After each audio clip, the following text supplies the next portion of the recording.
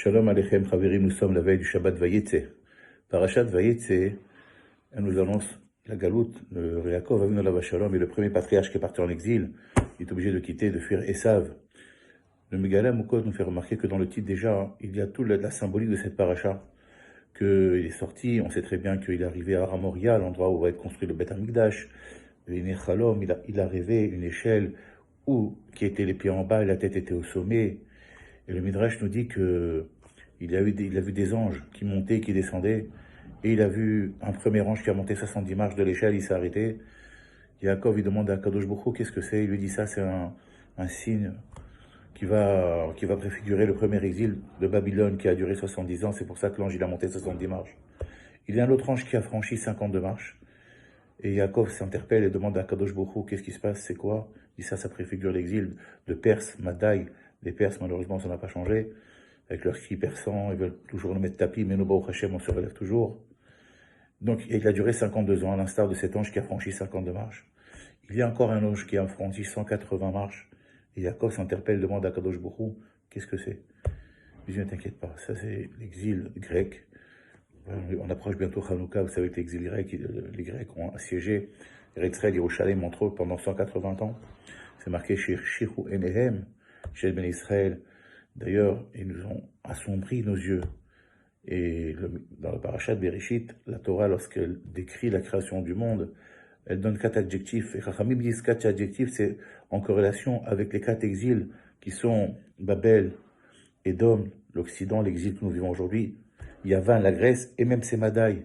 Et là-bas, Chosher, Chachamim dit, ça représente l'exil grec. Pourquoi? Shir Shiru Enehem Shel Bnei Israël. Alors les Grecs sont comparés au Chosher, aux ténèbres. Et c'est pas un hasard que Yaakov Avinu, au moment où il a instauré, on sait très bien que les tfilot, Avot Tiknu, Avram, il a instauré Shacharit, Yitzhak Mitra, Yaakov, c'est Arvit la nuit. Il y a bien évidemment la nuit, il y a la nuit astronomique, il y a la nuit l'exil, il y a aussi tous les problèmes. Mais Megala Mukot, il nous dévoile quelque chose. Et dans la parasha de Vayet, c'est comment ça s'écrit? Vav Yud Tzadik Aleph. C'est Rashi Tevot, Vayar Yaakov, Surat Aleph. Yaakov Avinu, dans toutes les situations les plus périlleuses, tous les périls qu'il a pu passer, il a vu le Surat Aleph. C'est quoi Aleph? Aleph, c'est Akadosh Baruch Hu, Alufo Shel Olam.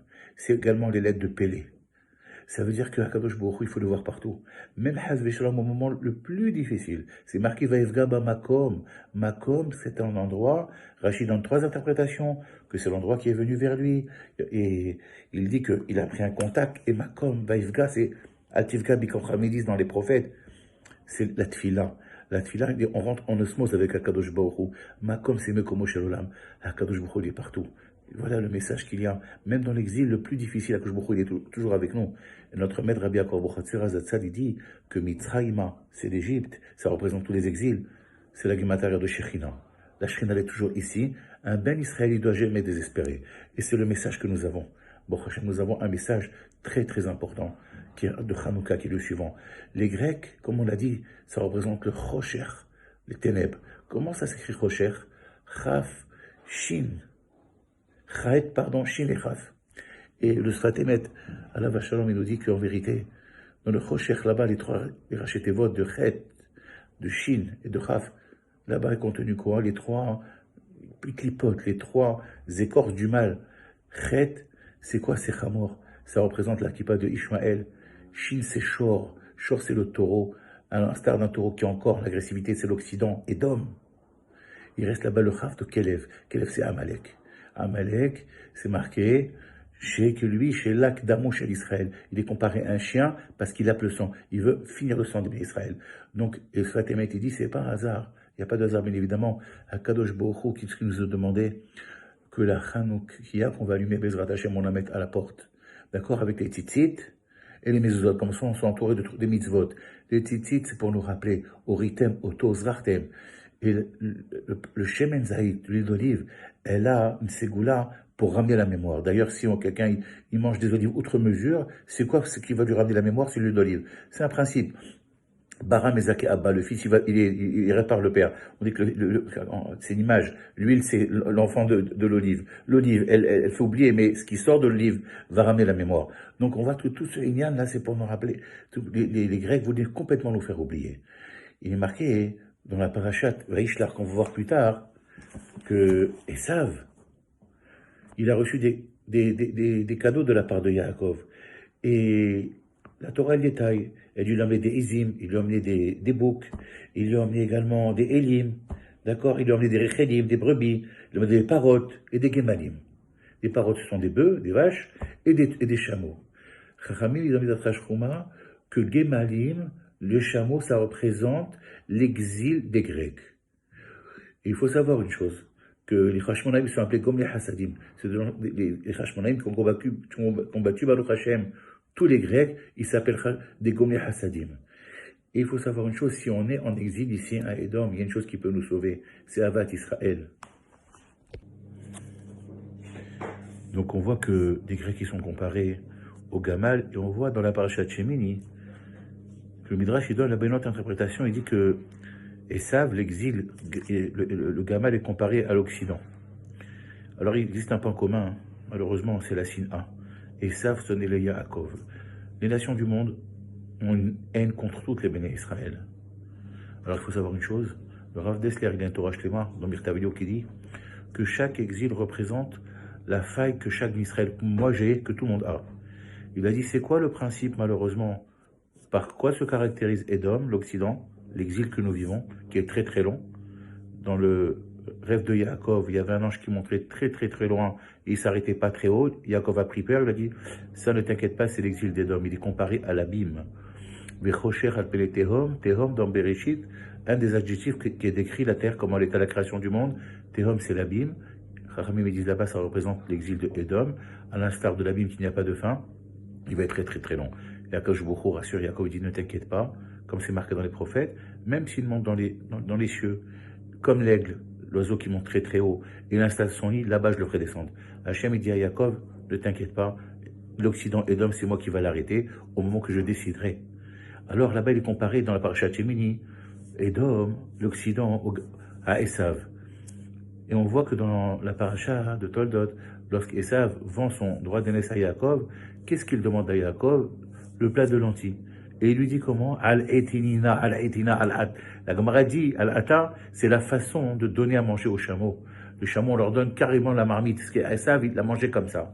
Donc on voit d'un côté que les Grecs, ils sont comparés des fois aux chameaux, l'exil grec, également Edom. Alors, le point commun, c'est la Sina. Esav, les nations du monde ont une haine. La Gemara nous dit Shabbat, pourquoi le Har Sinaï, l'endroit où la Torah a été donnée s'appelle Sinaï, c'est la racine de Sina, la haine. Mikan, Sherda Sina la Olam, la haine, elle est venue. Le Rav Dessler, il dit que chaque fois que nous sommes dans un exil, c'est pour nous montrer que nous avons tous une fragilité. Nous sommes ici, malheureusement, en exil après la destruction du deuxième Beth Amikdash, qui a été due à quoi? À la Sinatrinam. Donc Hachem nous met dans des endroits pour réparer ça, justement. Pour réparer cet exil, il faut la Avatrinam. Moré Verabotai, les Grecs, ils croyaient à Hachem, mais eux, ils voulaient apporter atteinte à Torah Shebéalpé, la Torah orale. On sait tous que Rabbi Meir Balei Salva Shalom, Zechuteu Hagen Alenu Hatana Kadosh, ils sont représentants de la Torah Shebéalpé. Et Chachamim nous dévoile que pendant la création du monde, il y a eu ce qu'on appelle la lumière originelle, qu'on appelle Or Haganouz, qui a brûlé 36 heures, qu'on va retrouver dans toutes les bougies de Hanouka, sans compter le Shamash. Il y a 36 bougies dans toutes les 8 jours. Pourquoi? Pour nous rappeler que là-bas sont contenus tout le Or Haganouz.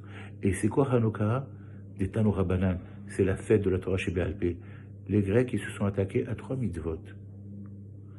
Mila, la circoncision, Shabbat, et Chet, c'est Chodesh.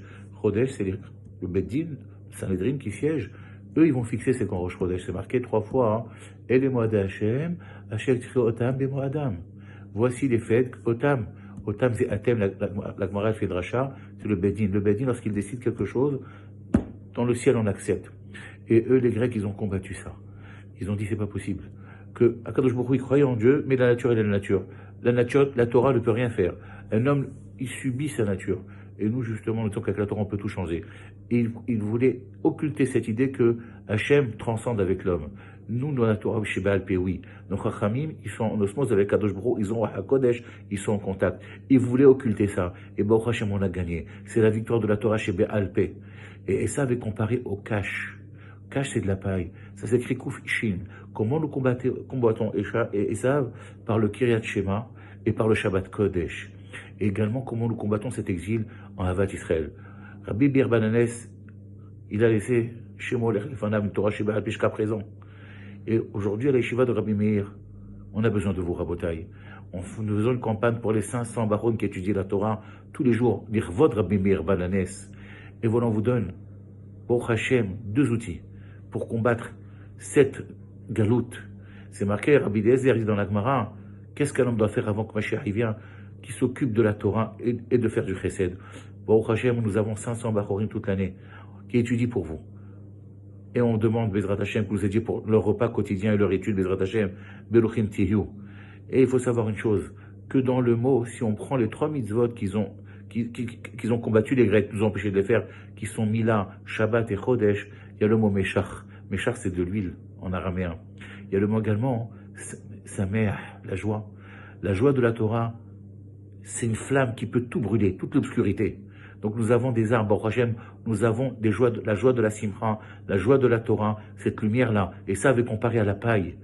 Nous avons la Torah. C'est ça le message qui est contenu dans le parchemen, cette fiole d'huile qui contenait que le Kohen Gadol, avec le sceau du Kohen Gadol, grâce à son a pu rallumer, que ça a duré 8 jours. Ça veut dire le Shemen est comparé à la Torah.